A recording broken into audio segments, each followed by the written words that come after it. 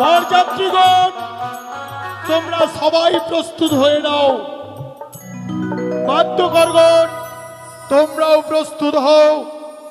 কি আমি ব্রাহ্মণ মহাশয়কে দেখতে পাচ্ছি না কেন? ব্রাহ্মণ মহাশয়কে ছেড়ে আমি ছেলের বিয়ে নিয়ে যাব কি করে? এ তো হতে পারে না। এই কে আছিস? ব্রাহ্মণ মহাশয়কে পাঠিয়ে দে। আইতাছি আইতাছি সদাগর মশাই, আইতাছি আইতাছি। নমস্কার সদাগর মশাই, নমস্কার নমস্কার। আমি তো আপনারই কথা ভাবছিলাম। তাই নাকি? কিন্তু আপনার এত দেরি হলো কেন? আর বলবেন না, বাড়িতে অনেক কাজ ছিল, ওই জন্য দেরি হয়েছে। ব্রাহ্মণ মহাশয়, আজ আমার ছেলের শুভ দিন, আজ আমার ছেলের বিয়ে, আর আপনি বাড়িতে কাজ নিয়ে ব্যস্ত। আর বলবেন না, কি এমন কাজ করছিলেন যার জন্য এত দেরি হলো? আর বলবেন না, বাড়িতে আমি আমার বোর কাপড় ধোয়া ধুই করছিলাম। ব্রাহ্মণ মহাশয়, ছি ছি ছি, আপনি ব্রাহ্মণ আর আপনি আপনার স্ত্রীর কাপড় কাচতে গেছেন? আর বলবেন না, আমার স্ত্রী খুব অসুস্থ রয়েছে তো তাই। আপনার স্ত্রী অসুস্থ? হ্যাঁ ব্রাহ্মণ মহাশয়, বলেন। বিপদে পড়লে অনেক সময় অনেক কিছুই করতে হয়, সত্যই বলেছেন, কিন্তু বড় বিলম্ব হয়ে যাচ্ছে। বিলম্ব করলে আমাদের চলবে না। এই মুহূর্তে বরযাত্রী সমেত আমাদের উজানির পথে ধাবিত হতে হবে। কোথায় বাদ্যকরগণ? বাদ্যকরগণ! আরে ও বন্ধু ও সিরিয়া বিনা গেলু বন্ধু ভুলি কি মারিয়া।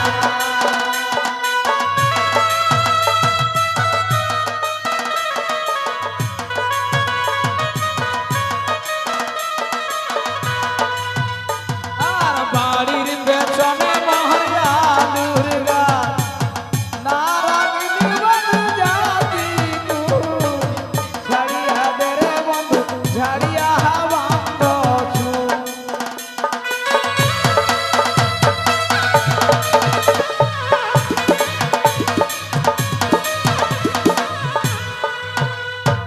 দাঁড়াও দাঁড়াও দাঁড়াও, থাক থাক। এই তুমি সব সময় মাথা হেলে থাকছো কেন? ও মাথা এলে ভাল লাগে, হ্যাঁ, ভাল লাগে। তোমার মাথাটা কি বেশি ভারী? হ্যাঁ,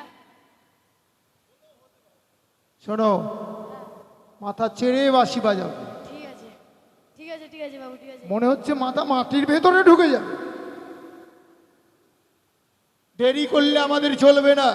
বাবু আমার চম্পলা থেকে উজানির পথ বহুদূর। সত্যি বাবু, এই মুহূর্তে আমাদের সবাইকে ওই উজানির পথে ধাবিত হতে হবে। বেশ বাবু। কিন্তু আমি শৈব পূজারি, আমি চণ্ডীর উপাসক। শিব পার্বতীর পুজো না করে আমি কোনোদিনই জলগ্রহণ করি না। তাই তোমরা সবাই আমার সঙ্গে বলো, জয় শিব শম্ভো, জয় শিব শম্ভু, জয় শিব শম্ভো, জয় শিব শম্ভু, জয় শিব শম্ভো, জয় শিব শম্ভু, জয় মা ভবানী, জয় মা ভবানী, জয় মা ভবানী, জয় মা ভবানী, জয় শিব শম্ভো। জয় শিব শম্ভু। বরযাত্রীগণ তোমরা সবাই এগিয়ে চলো। বাদ্যকরগণ তোমরা বাদ্য বাজাও। ওগো আমার চম্পলার আত্মীয়বর্গ, ওগো আমার মা ভগ্নীগণ, তোমরা সবাই মিলে মহানন্দ উদ্ধনি দাও, জয় শিব শম্ভো।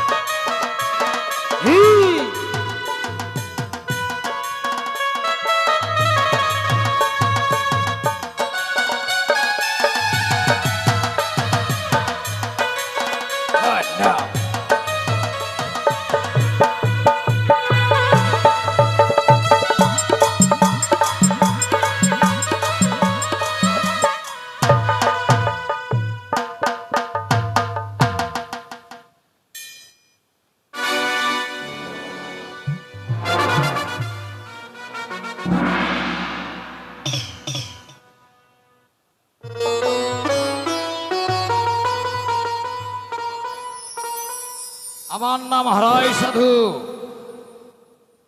আমি এককালে সদাগরের নফর ছিলাম, সদাগরের ভিত্ত ছিলাম। কিন্তু মা মনসার পুজো করা বলাতে গলা ধাক্কা দিয়ে আমায় রাজ্য থেকে বিতাড়িত করেছি। সেই দিন আমি কঠিন প্রতিজ্ঞা করেছি, আমিও সদাগরের সমকক্ষ হব। তাই আজকে মা মনসার কৃপাতে আমি এই পরগনার অধীশ্বর। আমি সব সময় দেবী পদ্মাবতীর আরাধনায় থাকি, তাই আর বিলম্ব করব না। এই মুহূর্তে দেবীর আরাধনায় বসবো। ওম সসোধর বদনাং চারুকান্তিং বদনাং তিং বদনাং সরুণাঞ্চ মদারণিত বসনাং সিদ্ধি কামস্রসং মণ্ডিতাঙ্গিং নাগরত্ন কৈবর্তধ শাস্ত্র নাগর ভুজ জগলং ভগনি কমরূপম আগচ্ছ বরদে দেবী সুনিসক্ষং সমরহ তিষ্ঠ পূজকরমহম। ওম ভগবতে মা মনসা দেবী নমো নমো।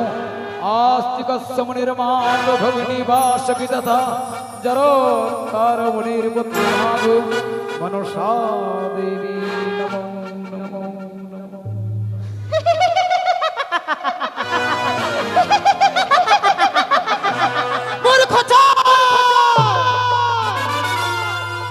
তুই আজ তোর পুত্রকে নিয়ে মহানন্দে চলেছিস বিবাহে দেওয়ার জন্য ওই উজানি নগরের উদ্দেশ্যে। তাই তো আজ তোর সম্মুখে গিয়েছিলাম আমি শুধুমাত্র পুষ্প ভিক্ষের জন্য। কিন্তু তোর এত দম্ভ, তোর এত অহংকার, তুই তোর দম্ভে চুর হয়ে আমার চরণে তুই পুষ্প ভিক্ষে দিলি না।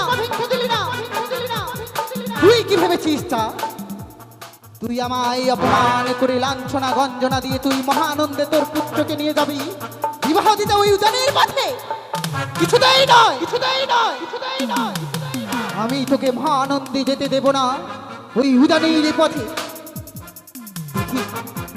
দেখি কি করে তুই যেতে পারিস তোর পুত্রকে নিয়ে ওই বিবাহ দিতে ওই উজানের পথে।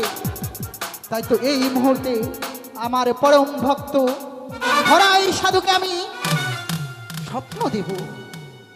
হরাই সাধু, তুমি আর নিশ্চিন্তে ঘুমিয়ে থেকো না, একটিবার নিদ্রা ভঙ্গ করো, নয়ন মেলে চেয়ে দেখো। তোমার রাজ্যের মধ্যে দিয়ে ওই চাঁদ সওদাগর মহানন্দে চলেছে পুত্রের বিবাহ দেওয়ার জন্য। তাই তো এই তোমার সুবর্ণ সুযোগ, তোমার অপমানের প্রতিশোধ তুমি নাও হরাই সাধু, তোমার অপমানের প্রতিশোধ তুমি নাও। হে কি স্বপ্ন হারিলাম নয়নে, আজ নাকি আমার সুবর্ণ সুযোগ। চম্পলাধিপতি চাঁদ সদাগর আমার রাজ্যের উপর দিয়ে বারবার যাত্রী যেতে যাচ্ছে বিবাহ দিতে, অসম্ভব।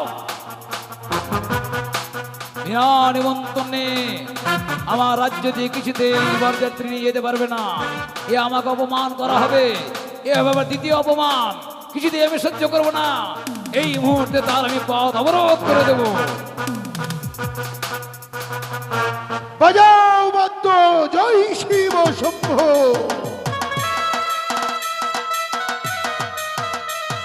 বরযাত্রীগণ সবাই এগিয়ে চলো, জয় শিব শম্ভু।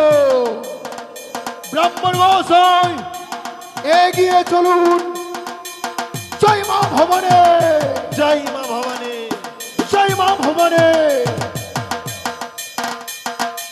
জয় শিব শম্ভু।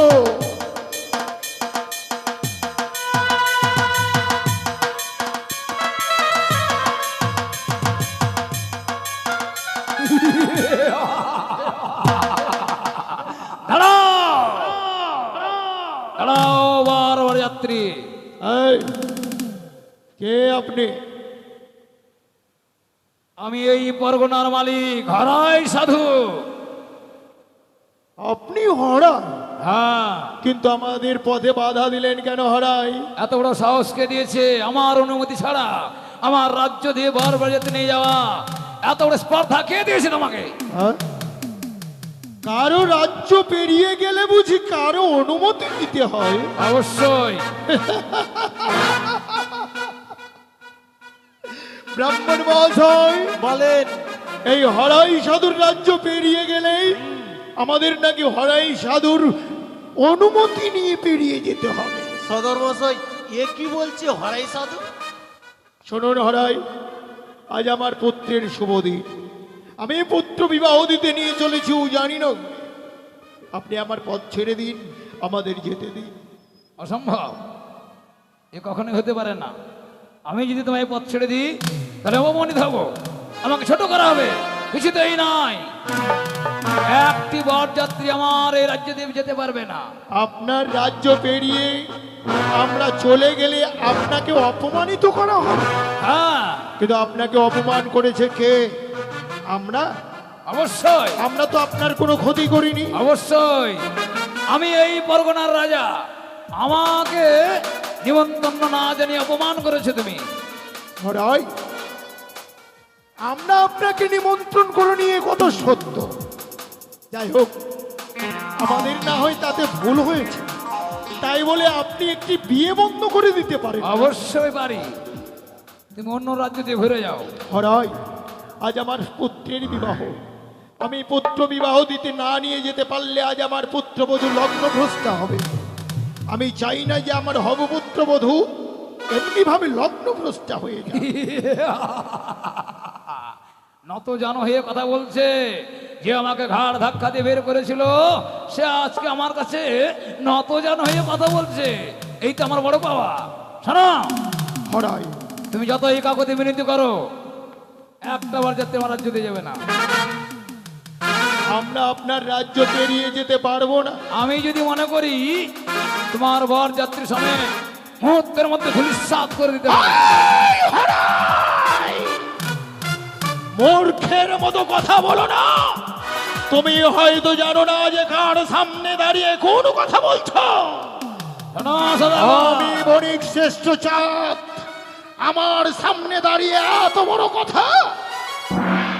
আজ আমি তা মর্মে মর্মে বুঝিয়ে দেব। প্রয়োজন বোধে তোমার হস্তে পায়ে শৃঙ্খলিত করে আমরা তোমার উপর দিয়ে বারবার যাত্রী নিয়ে ওই উজানিতে যাব। নিজ গুণ যে বা গায়ে ঘৃণা করে লোকে তাই। তুমি কত বড় বীর, ধরো অস্ত্র করো রণ। রণে যদি পরাজিত হই তবেই তুমি যেতে পারবে, অন্যথায় প্রাণ থাকতে আমি তোমায় ছেড়ে দেবো না।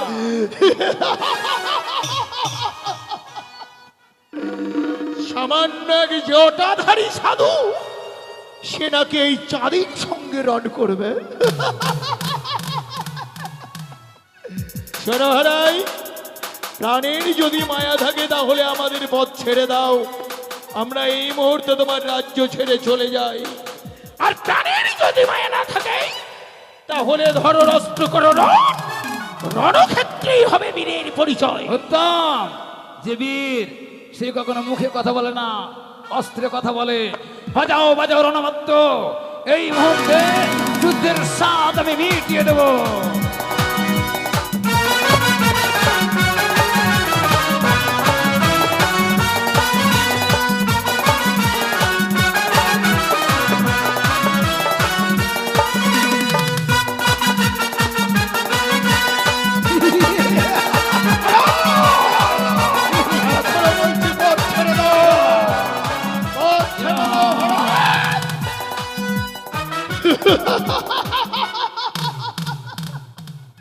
কি হলো, চমকে গেলে তাই না?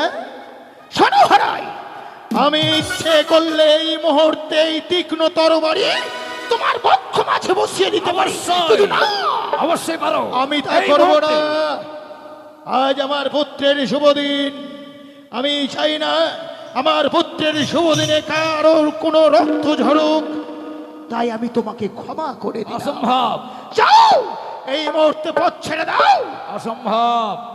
সদাগর মহাশয়, তুমি যখন আমাকে পরাজিত করেছো, এই মুহূর্তে তুমি আমাকে বধ করো। আমি পরাজিত জীবন নিয়ে বেঁচে থাকতে চাই না। না না হরাই, আমি নিরস্ত্রকে বধ করি না। আমার সম্মুখ থেকে চলে যাও। সদাগর মহাশয়, আমি কারো করুণার পাত্র হতে চাই না। তুমি এই মুহূর্তে আমাকে বধ করো। হরাই, তুমি আমার কাছে অস্ত্র যুদ্ধে পরাজিত।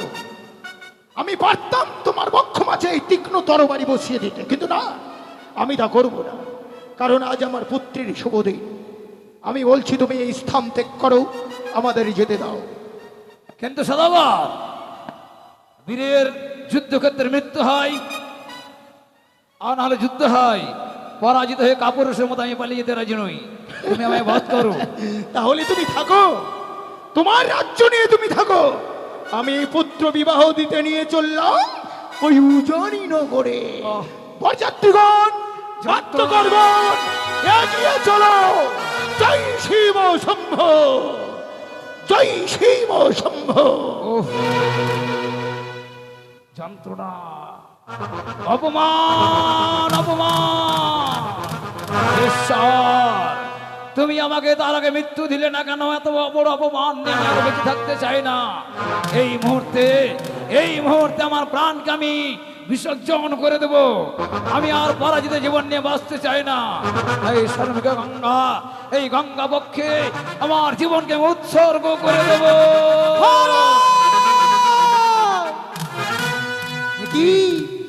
কি ভক্ত হরাই, তুমি কি ভুলে গেছো আত্মহত্যা মহাপাপ, নরকে গম? তুমি পরাজিত হয়েছে বলে তুমি আত্মহত্যা করতে চলেছ হরাই? আর এই নারী কণ্ঠস্বর, কে তুমি? কে তুমি আজকে মৃত্যু দিতে বাধা দিচ্ছ? কে তুমি? আমি তোমার আরাধ্যা দেবী, শ্রী নয়নী চতুর্ভুজা ভুজঙ্গ জননী অষ্টকোটি নাগের মাতা মা মনসা। ওগো মা, বাবু তুমি এসেছো মা। তুমি জানো না মা, পরাজিত জীবন নিয়ে বেঁচে থাকার থেকে মৃত্যু অনেক শ্রেয় ভাবো। তুমি আমাকে মৃত্যু দাও মা।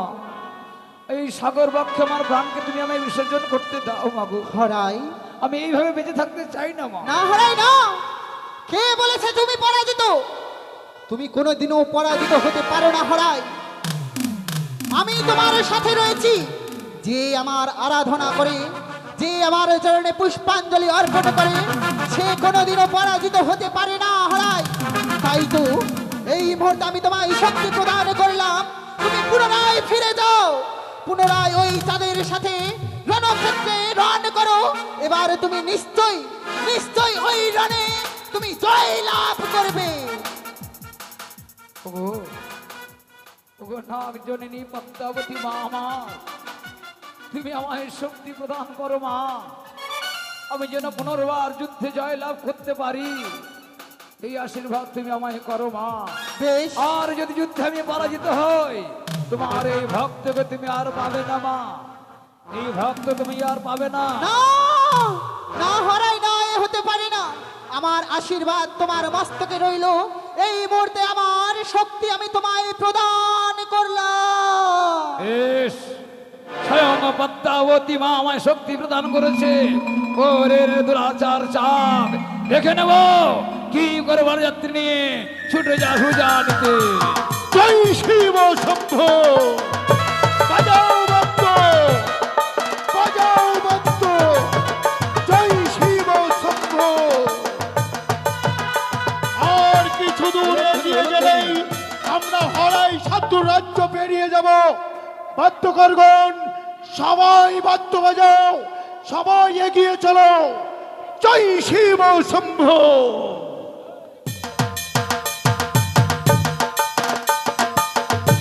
জয় মা ভবানী, জয় মা ভবানী।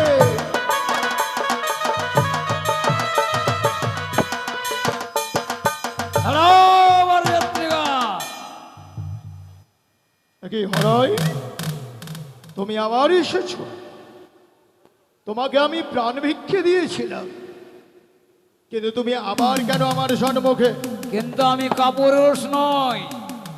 আমি তখনই বলেছিলাম তুমি আমাকে এই যুদ্ধক্ষেত্রে পরাজিত করেছো, তুমি আমায় বধ করো। তুমি বধ না করে বহু ভুল করে ফেলেছো। না হরাই, আমি ভুল করিনি। আমি তোমার প্রাণ ভিক্ষে দিয়েছি। তাহলে যে তোমার প্রাণ যখন আমায় দিতে হবে। হ্যাঁ, হ্যাঁ তোমার প্রাণ ভিক্ষে দিয়েছি বলে তুমি আমার প্রাণ নেবে? হ্যাঁ,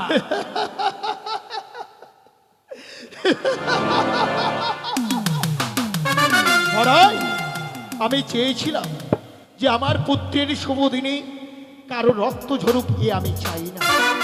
কিন্তু এখন বুঝতে পারছি যে তোমাকে না খুন করলে, তোমাকে না মেরে ফেললে, তোমাকে না বধ করলে তুমি আমার পথ ছাড়বে।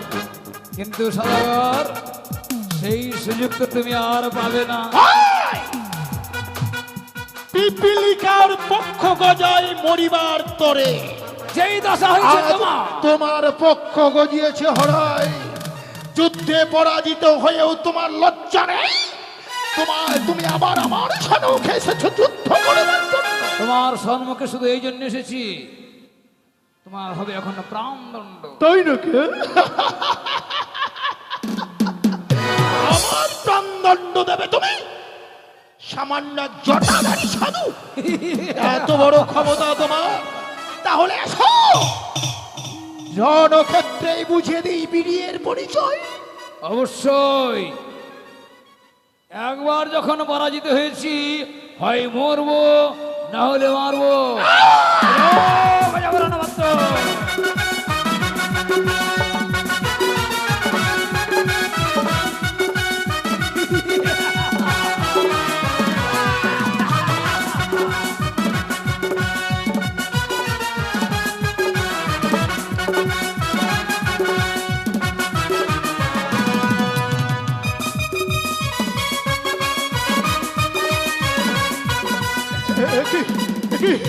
কি অপমান, কি অপমান! আমি নিরস্ত্র, এত বড় অপমান আমি কি করে সহ্য করবো? না না না না, এই অপমান আমি কিছুতেই সহ্য করবো না। বরযাত্রীগণ, ব্রাহ্মণ মহাশয়, বলেন। চলো এই মুহূর্তে বিবাহ নিয়ে রাজ্যে ফিরে যাই। দাঁড়াও বাবা, তুমি নিজের কথাই ভাবছো বাবা? তুমি কি ভুলে গেছো আমাদের জন্য উজানি নগরে একটি মেয়ে যে অপেক্ষা করে আছে? তাই বলে আমি চম্পলার অধীশ্বর হয়ে একটি জটাধারীর সাধুর কাছে নতজানু হতে পারবো না লক্ষ্মীন্দর। বাবা, সে মেয়েটি যদি লগ্নভ্রষ্ট হয়ে যায়, সে পাপের ভাগী হব আমরা। সামান্য এক শুধু নিমন্ত্রণ কারণে আমরা যেতে পারবো না উজানির পথে। তুমি এক কাজ কর বাবা, তুমি নিমন্ত্রণ দিয়ে দাও। লক্ষ্মীন্দর, হ্যাঁ বাবা। ওরে বাবা মান, তুই আমার একমাত্র পুত্র, আর যখন তুই আমার পুত্র হয়ে আমাকে অনুরোধ করছিস যে ওই ওই হরাইকে আমায় বিবাহের নিমন্ত্রণ দিয়ে তার রাজ্য পেরিয়ে যেতে হবে, তাহলে আমি তাই করবো হরাই, তাই করো। তাই করবো লক্ষাই, আমি তাই করবো। ব্রাহ্মণ মহাশয়, বলেন। সুপারি পানপত্র নিয়ে আসুন। সদাগর মহাশয়, হরাই, আপনি হয়তো আমাকে এখনো চিনতে পারেননি। আমি যে কে এখনো আপনি চিনতে পারেননি। এই হরাই ছিল একদিন চম্পলার সদাগরের ভৃত্য, যাকে গলা ধাক্কা দিয়ে প্রাসাদ থেকে বার করে দেওয়া হয়েছিল। আমি সেই হরাই। আমি প্রতিজ্ঞা করেছিলাম আমিও আপনার মতো সমকক্ষ হব। তাই আজকে আমি এই পরগনার অধিকার আমার। কিন্তু এখনো আমি আপনার ভৃত্য, এখনো আপনাকে আমি শ্রদ্ধা করি। তুমি সেই হরাই, তুমি সেই হরাই সদর যে মহাশয়। হরাইকে একদিন আমি পথের ধুলোর থেকে তুলে এনে আমার রাজগৃহে বড় করেছিলাম। হ্যাঁ হ্যাঁ, তুমি সেই হরাই তুমি সেই হরাই। যাকে আমি নিজের ছেলের মতো ভালোবাসতাম। হ্যাঁ সদাগর মশাই, তুমি সেই হরাই আমি সেই হরাই। যে হরাই একদিন আমায় মনসা পুজো করতে বলেছিল বলে তার গলা ধাক্কা দিয়ে আমি বাড়ি থেকে বের করে দিয়েছিলাম। হ্যাঁ সদাগর মশাই, আমি সেই হরাই। হরাই, আজকে একমাত্র পুত্রে বিয়ে নিয়ে যাচ্ছেন, আর আমি কি দোষ করেছি আমাকে নিমন্ত্রণ না করে আজকে আপনার ছেলের বিয়ে দিচ্ছে? আমি তোমার কাছে লজ্জিত হরাই, আমি তোমার কাছে লজ্জিত। আমি তোমাকে চিনতে পারিনি, কিন্তু আমি চিনেছি। মানুষ কখন কোথায় গিয়ে পৌঁছে যায় তা মানুষের নিজেরই জানারই অসাধ্য। আপনি ঠিক বলেছেন। একদিন তুমি ছিলে আমার রাজবাড়ির ভৃত্য, আর আজ তুমি এই পরগনার মালিক। সদর মহাশয়, মানুষের ইচ্ছা শক্তি মানুষকে অভীষ্ট লক্ষ্যে পৌঁছে দেয়। মানুষ যদি তার ইচ্ছা শক্তিকে প্রবল করতে পারে, সেই একমাত্র তার অভীষ্ট লক্ষ্যে পৌঁছাতে পারে। হরাই, সেই দিনই যদি আমি তোমাকে আমার রাজবাড়ি থেকে বের করে না দিতাম, তাহলে হয়তো এখনো তুমি আমার রাজবাড়ির ভিত্তই হয়ে থাকতে। সত্যই বলেছেন, এটা আমার আশীর্বাদ। আমি তোমাকে একটি সামান্য ভুলেরই কারণে আমার রাজগৃহ থেকে তাড়িয়ে দিয়েছিলাম বলেই তুমি এই পরগনার মালিক। সত্যই সদর মহাশয়। ব্রাহ্মণ মহাশয়, এই যে নেন। হরাই, আজ আমি আমার পুত্রের বিবাহের আমন্ত্রণ আমি তোমাকে দিচ্ছি। নাও হরাই, নাও। আজকে যে আমার কি আনন্দ হচ্ছে সদর মহাশয়। কিন্তু তোমাকে যে এই রাজ্যে পড়ে থাকলে হবে না হরাই। এই মুহূর্তে তোমাকে আমাদের সঙ্গে যেতে হবে। অবশ্যই, কোথায় বাধ্য করবো না, দেরি নয়, আমার রাজ্যের পথ খোলা। চলো চলো, সবাই একসঙ্গে যাই উজানি নগরে। যাও, বাধ্য।